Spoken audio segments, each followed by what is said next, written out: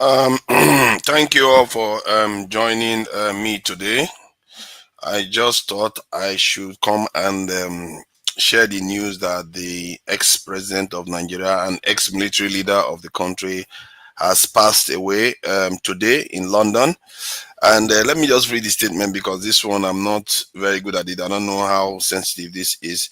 So the statement I wanted to read was it says, "We regret to announce the passing of former President Muhammadu Buhari. He died today in London, where he has been receiving medical care. The President Buhari served Nigeria with dedication and conviction, and his contribution to the nation's development will be remembered." Okay, so that is the breaking news that the former president has passed, and I don't know why. While coming on to introduce this, I wouldn't have thought it was something that should be moving in any way, but that previous national anthem superimposed on his images, for some reason, it kind of moved me. I don't know why. Um, yeah, that is him passing now, and I don't know what to make of it. One thing I know for sure is him passing in London is a symbol of the problems we've been describing about our leadership. I don't know why they always have to go overseas for treatment constantly. It's really sad to see some of these things keep repeating itself. Our people refuse to learn. Now his body is in London, not in its own country, the country where he was born. That is my biggest problem with some of all the way he has passed. But we always have to, I don't know how to describe it, because what we have right now is not something we should be proud of. But he was the leader of the country. And some people, like it or not, do admire the man. Whether they think he was incompetent or not, some still swear that the man is honest.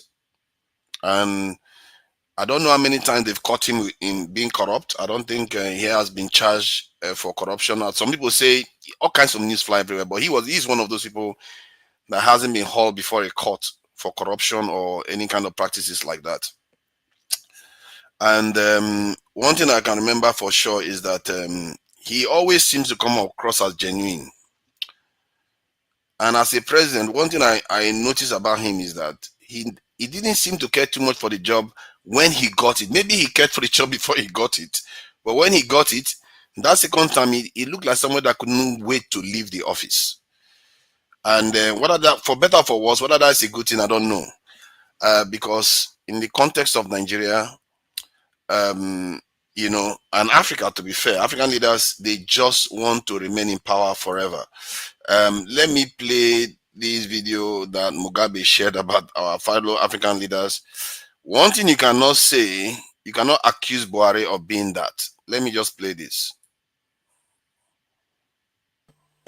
But when we have served 2 terms, we have not done much. And 2 terms was like 2 weeks. So we want to go more. So you want another term, and you must find an excuse. The first term I served, oh no, it was not a real term. But you were there for 5 years. Oh no, it was Parliament which chose me. I should have been chosen by the people, so that one does not count. And the others say it counts. So this is one thing you cannot accuse Buhari of. I remember when he was in office, he was like he couldn't wait to leave office. Buhari want to leave office. So when I saw that, I was like, this guy, he doesn't seem to be obsessed with power the way some other people are. And that is one thing that I noticed about him. And I don't know whether that is a blessing for Nigeria or whether that is a problem. But I guess it's left up to Nigerians to make their peace with it. Because many African countries, including Kagame, that many people like to praise, has been in office going to 28 years or so, or more even. Biya of Cameroon that has been there, I don't know, maybe forever even. And that one doesn't even come home anymore. That one is still there. Nigeria, for better or for worse, we seem to be churning out leaders. They seem to circulate. And it is what it is. And one thing I can say is that the results we have right now is not good. And the results that we could have had now, based on what Buhari left behind, could have been way better than what this current president has done. That I can assure you, because this president was left a bill to remove the fuel subsidies. This president was left a situation whereby he had a massive refinery already completed in the country for him to reduce the demand of the dollar, but those things were basically squandered. Most people like to say that he gave the money that he got from the removal of fuel subsidies to the governors. But if you look at the amount he gave to the governors, it's about 2 times to 3 times. And the Nigerian currency has depreciated 2 to 3 times. So where is the money that we save from removing fuel subsidies? Where is the money? Because if the Nigerian currency has depreciated 3 times, threefold, in other words, the government has to, because when we get dollars, we have to convert it to naira to spend inside Nigeria. So now that value of that naira has now transformed threefold, and he used it to pay the governors. So where is it now? Where is the money from the actual fuel subsidy removal? So all these things, people don't ask questions, but it is what it is. He has his own this. Let me list some of his achievements that is been listed here. Of course, a lot of people, some people will not agree with some of all this. Number one achievement, according to this list that I have here, anti-corruption campaign. He strengthened anti-corruption institutions like the EFCC. He launched the whistleblower policy. I don't know how many people know about the whistleblower policy. Yeah, I don't know too much about that. Nigerians will know better. That's the ones on the ground. Prosecuted several high-profile cases, though critics argued that it was selective. And second, infrastructure development. This is one thing I think even his enemies will think he did some things on that front. In terms of infrastructure, initiated and completed major infrastructure projects, particularly under Presidential Infrastructure Development Fund. So that's one of them. He says the completion of Abuja Kaduna Rail Line and progress on the Lagos Ibadan Rail. That one, they said he did that. Then we are going to go to construction of major roads like the Second Niger Bridge, Lagos Ibadan Expressway, and others. Expansion of airport terminals, and that he do Abuja, Port Harcourt, Lagos, Kano. Okay, we know those ones did happen. Agriculture and security and food security. Launch Anchor Borrower Program, which helped boost local rice production and reduced import. I think that is a good thing that he did. I think it's actually a good thing because I remember actually buying Nigeria made rice in Nigeria when I was there in bags. It's actually cheaper than the foreign ones. Supported local farmers through fertilizer subsidies and partnerships aimed at diversifying Nigeria's economy away from oil. He did try, but not sufficient, of course. We all know the outcomes. Social investment program. So one of the ones he also did is he introduced the National Social Investment Program, which included, let me read that, End Power, job creation for youths, school feeding program, conditional cash transfer, trade money, and market money for small businesses. So that is one of them. I don't know much of these ones. One thing I know when I was in Nigeria during that period was that I know of somebody that got money to start catfish farming, and the person was making money from it. The person got training for about 6 months or so. Then they got money to go and start catfish farming, and they were making money from it. That's the one I know. Security result mix. It says degraded Boko Haram territorial control, especially in the early years of his administration. Increased military spending and recruitment. I'm not sure about that one. However, security worsened in other areas with rising banditry, kidnapping, herder farmer clashes. Yeah, You can't run away from your record. Economic reforms promoted ease of doing business, helping Nigeria move up in the World Bank ranking. Introduced a unified treasury single account across the ministry to reduce leakages. Supported the Petroleum Industry Act after 20 years of delay. That he did. Foreign policy and diplomacy restored Nigeria's image in international circles, played key role in ECOWAS and AU peacekeeping and democratic missions. One thing I can assure you is that one thing I can say about his ECOWAS record, at least he didn't split ECOWAS landmass in half as his current president did. So those are some of his achievements, and we all know the failures, especially when it comes to national security and power. Nobody even mentioned power because he never did anything about power. He didn't do much about power, which is we all know all his failures. So let me bring Owibo in. Just let us just let us know what you think about his passing. I don't want to spike it in any way for you. Yeah, thank you. Thank you to Niger. And good evening to each and every one of you and those that are listening to us. Well, in Islamic principles, God give it, God take it. But this man has stayed his time on earth and he has gone. I do not know the kind of achievement that you are reading out here. They were all on paper, white and black. But for me, I do not know if there is anyone that was implemented. Even if any of them is implemented, or all of them were implemented, what was insecurity? What was the level of insecurity before he took over power? How much did they spend, to fight insecurity in Nigeria? How can you fight what you supported? The terrorism, Boko Haram, are we all, oblivious of what he said about attack on Boko Haram? The threats he made during Goodluck Jonathan's time? If you do all those things and you cannot protect the lives of an average Nigerian, what does it take? What does it? What meaning? What meaning has it in the life of them? Those that you support. The reason why you were voted as a president was to come and save them, give them food, give them electricity, create an enabling environment for people to operate. If you cannot give them anything, provide the electricity they say that they are going to provide. They lied to you that they are going to restructure Nigeria. Did he restructure Nigeria? When they got there, what did he tell you people, Nigerians? That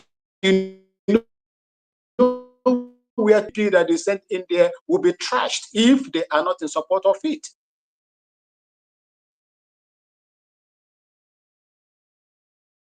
Your audio has frozen. Comrade Omori, your audio is fading in and It's out. frozen, right? Yeah, it's going in and out. So you cannot hear me very well. I can hear you now. You can't hear me. I can hear you now. Anyway, the only thing I'm saying there, because the man that died is dead, and they remember that what I'm going to remember him for is calling the Southeast, the Igbo people, a dot in a nation. Today, he is in a dot in a nation that he cannot rise. Thank you.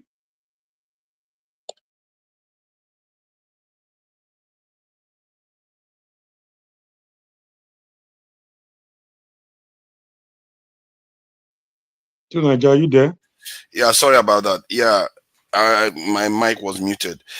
Comrade Omori, so what do you make of his Buhari's passing? Please go ahead.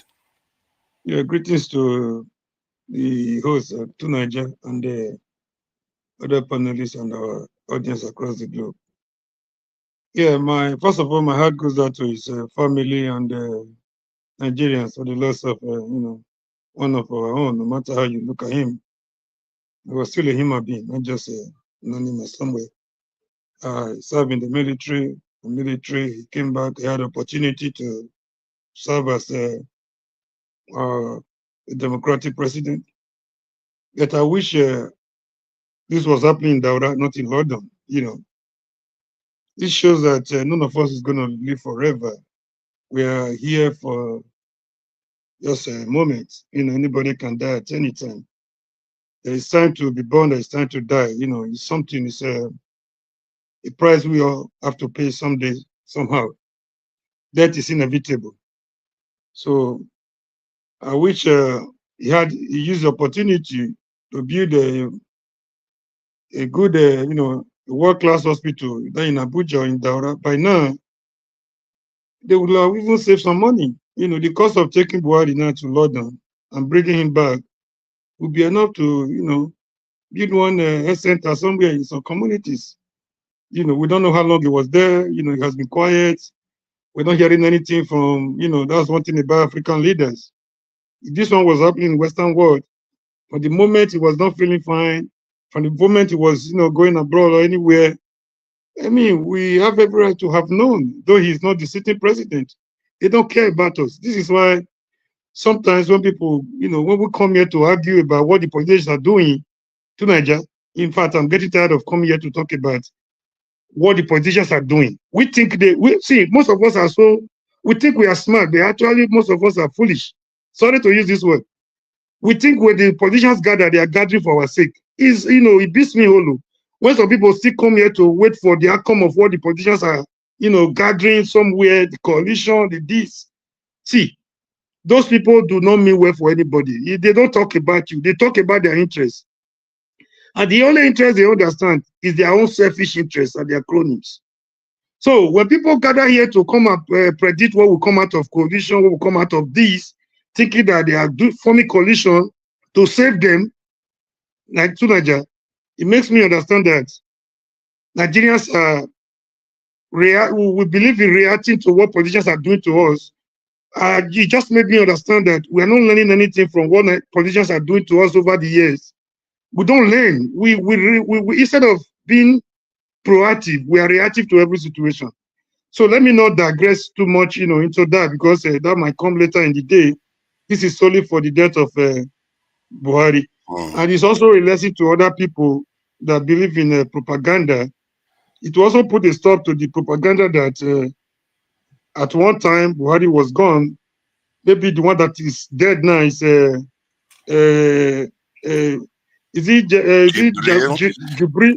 for Come on, man. Let's not do that. We know Jubril it's for not Jibril. We know it's not Jibril. so People come up with propaganda. stuff, man. Yeah, the point I'm trying to make, propaganda is a strong weapon of warfare. It's a strong weapon even in politics. But when you take it to the extreme, it becomes foolishness and nonsensical. When you over deploy propaganda to whatever you do, it becomes nonsensical even to the foolish ones. So this one will also put this one will still stop that nonsense that Buhari died before. Jubril is just dead now in London. So we don't know who is dead right now, whether the actual Buhari or the Jubril. Whoever it is still a human being, still a Nigerian, and not the one from from where again? Once again, Thank you. Thank you. So you see, these are serious moments. Please, let's not, because I don't know why. Because his office, let's remember, this guy held office twice in Nigeria, and his office is the weighty aspect that I'm looking at here. And for better or for worse, he's not a man that is, I don't know how to describe him. He's the kind of person that is not supposed to be in politics when you think about it in the end, because he's not, he doesn't have that bite. So let's take it easy on him. Yes, let me put it to an end by saying that it's a lesson to every one of us that someday this is a price we have to pay. It's an inevitable price we all have to pay. But when we have opportunity, what do we do with our opportunities? Like this is also a lesson. The fall of a yellow leaf, they say, is a signal to the green one. This is sure be more of a lesson to the one that is sitting there now, going from one country to other for cold, for year, for shaking and everything. They won't learn. That they are not learning is not even my problem. The Nigerians are still being fooled up to this moment God has given us a series of opportunities to learn the kind of leaders, the rulers. I don't call them leaders that are, maneuvering or that have been maneuvering us since 1960. But we don't seem to learn. When do we come together as a people to know that these people are not gathering for our sake? They are gathering for their own sake. What are we doing to change the status quo? That is my greatest concern, for Nigerians. As for the death of Buhari, he has paid the ultimate price. He's gone. He's go. I don't know if there is life after now. He's going to meet his maker to, to explain to him why he failed to use the opportunity he has to save Nigerians. And there's also another lesson from this. His second coming as a civilian president was a proof that he wasn't actually the man in charge in 1983, between 83 and 85. That the man was actually the real man. There was a late Tunde Idiagbo.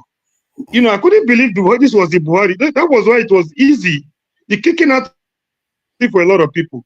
A lot of us felt, if Buhari could not handle anything, at least insecurity would have been a thing of the past. That was one thing we had in mind, considering what he did to. Let me make an announcement. Yes. Sorry about that, because there's a short window before the next live stream will start.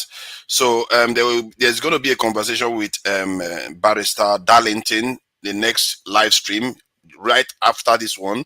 So while this one is ending, that one is going to be coming on. So just stay on Dr. Damages, Iroko Post TV, all the channels that you are on. Just remain there and just check the channel, and you see the live feed on that channel, and it's going to come on. And Barrister Darlington is going to be discussing with Dr. Damages. Obviously, they are going to touch on the passing of the president, Buhari.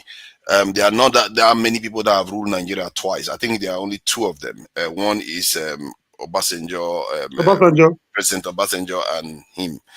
And so, Nigeria, for better or for worse, the way we churn out leaders, that part of Nigeria, I don't mind. I don't like dictators that remain in office forever.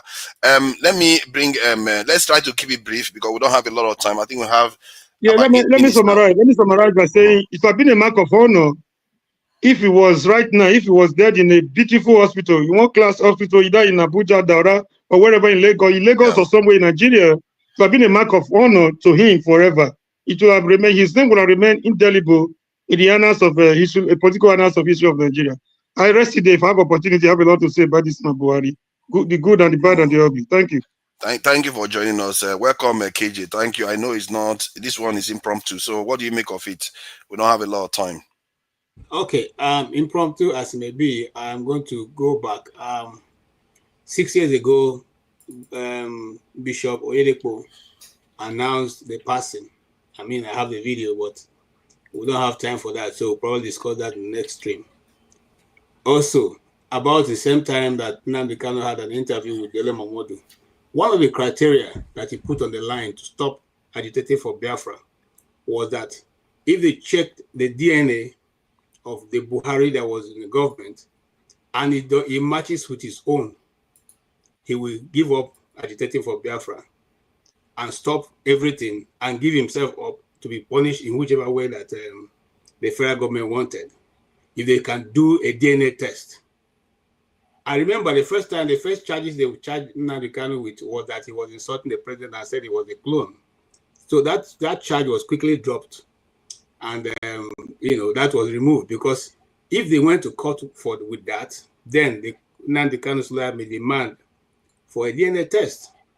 Anyway, having said that, that now cast a lot of shadow. And then eventually Bishop Oyedepo picked up and said the same thing and insisted on that. And he was never called to order, neither was anybody meet him. And the video is online. What I'm simply saying is that I hope we are not in a drama session here. Because before now, I have asked a question on this channel. Why is Buhari, since he left office, living alone in Daura while his family members are away somewhere else? Is that the way it's done? And then some weeks ago, we saw the same Buhari who went to the mosque, walking around, greeting people. He didn't look like somebody who wanted to die. This Buhari now that we have now been told that has died in London. When he was being taken out to London, how come no news media caught him leaving Nigeria to go for that treatment? that he has now passed. So there are a lot of secrecy going on in the Nigerian state that we all cannot afford but to open our eyes and see.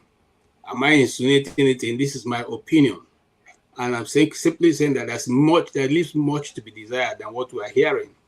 And so, as the drums continues to beat, let's open our eyes. Thank you. Thank you for that. I think the Nigerians, let's try to be a little bit generous because we don't know how we are all going to end. This is a point where he has passed, and with his frailties and all the problems that they have, and I'm the first to criticize them for, especially insecurity and why they don't do what they do. But we have to ask ourselves, in the end, he was still our leader. We didn't just get him once, we got him twice. We did that. So he has died now, and this man never seemed like somebody that craves power as much, even in his first time. Sorry, Kenny, you are not going to. Okay, let me just let you say, because you were here earlier on. Welcome, Kenny. Say your piece, and so that we can close up because the next live stream is going to be on soon. All right, thank you. Is this your permanent personal page? How do you mean? Sorry, I don't understand. Okay, if it's about channel, I have my own channel. This is Dr. Damages, Iroko Post. Okay. Anyway, before I don't want to take your time. See, this is what I want to say.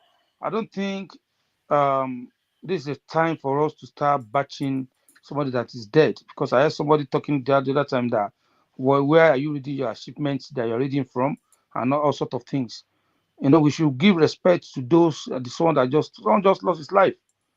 Whether he did good, he did bad, or you can't see what he has done. This is not the time, to start playing politics with the death of someone. At least we should give him that respect. He's our former president. He has tried his best, whether bad or good. He has done his own bit. He's gone. So we should give him that respect. But for someone to come here and start saying, "Oh, he did everything he has done is in paper," so are you going to say you don't know that he do Fort Niger Bridge? You can't see that. All the infrastructure that he did, during his time, you cannot see that. It's Fort Niger Bridge on paper as well. So we should stop all this and playing politics with people's life. It's not nice. We should respect the dead. The man is gone. Every one of us is going to die one day. So whatever we do, that's what people will talk about. So let's be factual and be truthful to ourselves. For you to come up and say everything he did is on paper, it's embarrassing. Thank you very much. That's what I want to say for now. Yeah, thank you for that. I'll tell you, this was hard to put up, because after I put up the images and wrote the text, and the national anthem was singing, I just couldn't hold it. It was just weird, because I don't really like his record. That I know for sure. I don't like his record. He didn't secure the country, but he was the leader of a country, and what can you do? It's just one of those sad things. You are supposed to be honoring this man. This man is supposed to be a leader of a nation. You are supposed to be, but this is the record we have. I'll leave it at that. Let's end the show now, and I'll just play us out. And Dr. Damage is going to be coming on with Barrister Darlington, and just wait, and he's going to come on right now. Till next time, guys. Thank you for coming in at such short notice. Bye. All right. Cheers, bye. Thank you.